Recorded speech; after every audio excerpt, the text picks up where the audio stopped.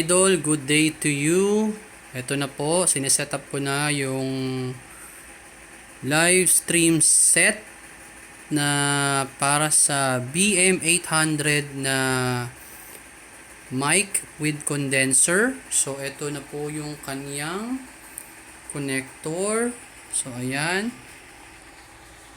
Dito natin ilalagay yung ating mic mamaya. So, naka-clamp siya dito sa table. Ayan. Meron siyang pang-clamp dyan.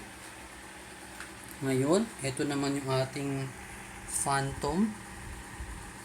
So, sa likod ng phantom, ito yung connector natin. So, yung isang line dito, ito, papunta dun sa BM-800 na microphone. Itong part na to, ito naman yung pupunta sa V8 natin, mic port na to dyan. So dito ko sa inyo,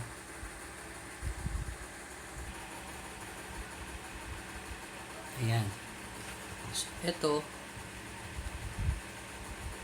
connectan natin siya dito sa mic, ayan, ganyan. Ngayon, itong isang cord na to, at ito, ayan. So pwede siya ilagay sa live 1, ito, dito, live 1, ayan. So ito, ang kakabit natin ito mamaya, yung iPad. Ngayon, itong isa naman, ito sa music.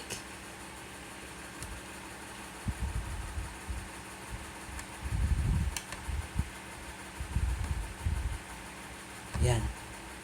So mamaya itong yan, ito pupunta yan sa laptop. Ito yung DC. So mamaya papunta sa charger kung gusto nyo i-charge habang ginagamit nyo. So dun siya papunta. Ayan. Ito naman,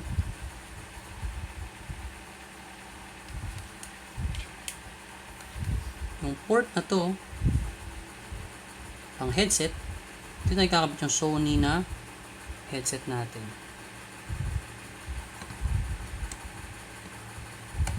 Yan. So, ganyan. Yan yung configuration natin. So, wala pa yung ibang gamit. So, mamaya natin check. So, ganitong kalalabasan niya. Yan. So, from V8, yung mic papunta sa phantom. From phantom, punta rito sa ito, sa BM-800 na mic natin. Ito ilalagay mamaya. So mamaya natin yan ayusin. Yun naman, ito headset, ito doon, itong isa connector punta sa cellphone nyo or sa laptop or computer, yung source nyo ng music. So naman sa pang live stream nyo na iPad or cellphone. So yun lang yung basic na setup nya. Tapos press nyo lang siya ng 3 seconds para mag-on.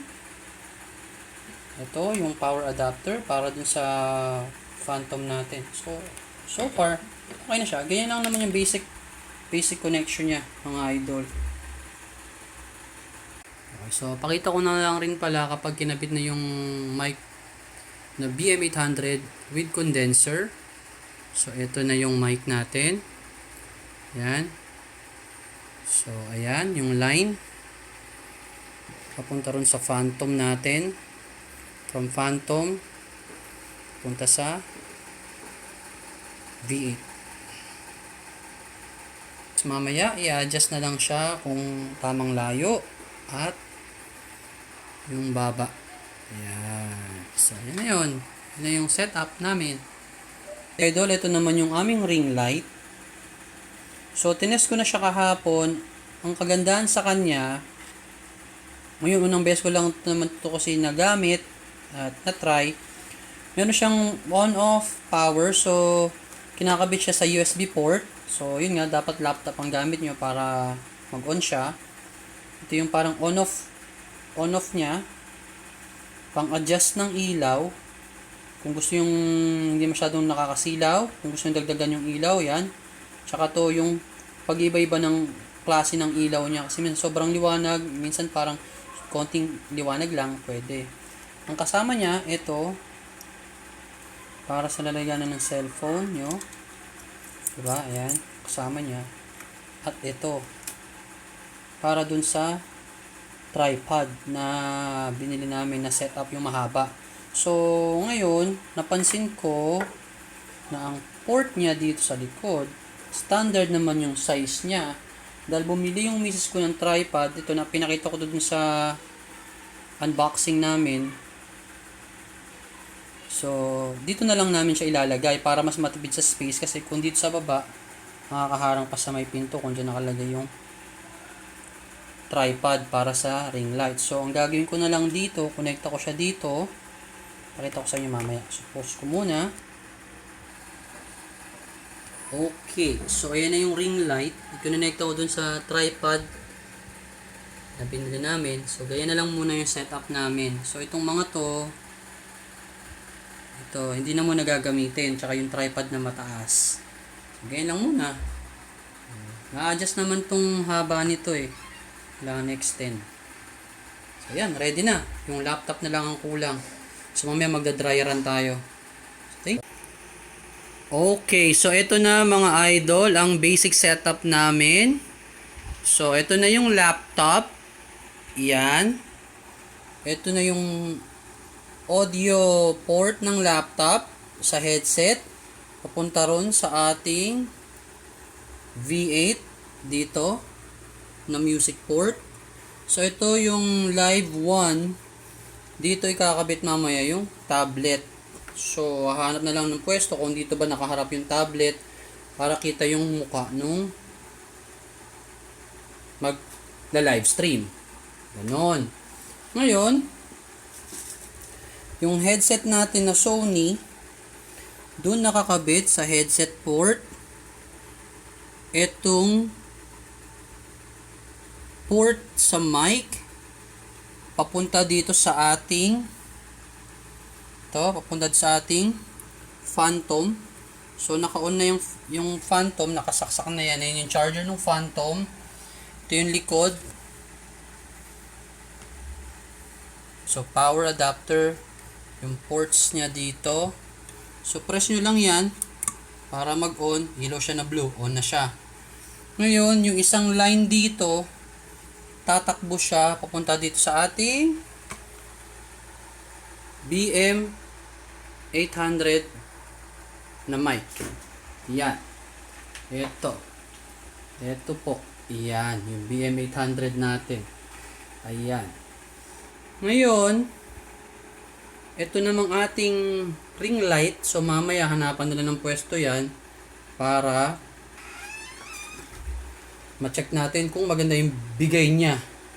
Ngayon, ang connector niya, ito, sa USB port ng laptop. So, meron siyang controller, mga idol, guys. So, pakita ko na sa inyo siya para matest na rin natin. So, press nyo lang tong power or on-off button niya. Yun! Umilaw na. So, pag in-off, press nyo lang ulit. Off. On natin ulit. On natin ulit. Yun. Test natin yung mga ibang buttons, yung minus sign. Para yung ilaw mag-dim. Ayan. Nagdidim yung ilaw. Ayan. Nakita nyo? Malabo. Pag plinas natin, ayan. Tumataas yung light niya. Okay. Merong option dito. Ito parang pabilog. Sa gitna. Tingnan yung mangyayari. Ayun. Oh. Nagbabago yung klase ng ilaw. Alright. So, ayan. Off natin ulit. Yun. So, ayan. Yan. So, i-adjust na lang ito mamaya. So, halimbawa, feeling nyo radio DJ kayo tulad ni Ted Filon. Ayan, nakatayo kayo, magsalita kayo dyan sa hello, hello, hello. Yan, ganun. Tapos, yan. So, ayan na. Ready na siya. I-on na lang tong ating V8. So, ready na. Patayin ko na lang muna. Yun. Yung ating Phantom. Ayan, yun na yun.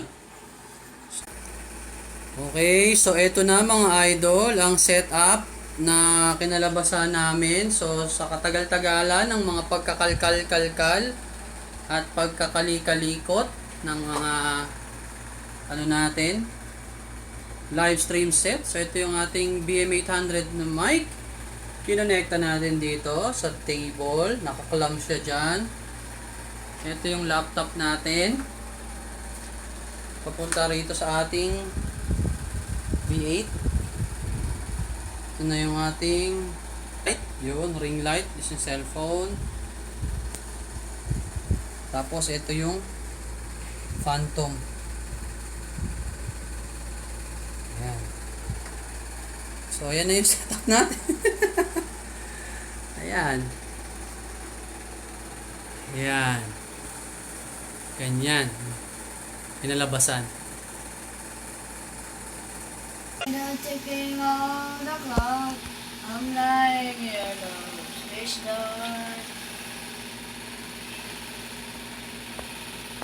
I wonder where you are tonight. No answer on the telephone. And the night goes by so very slow.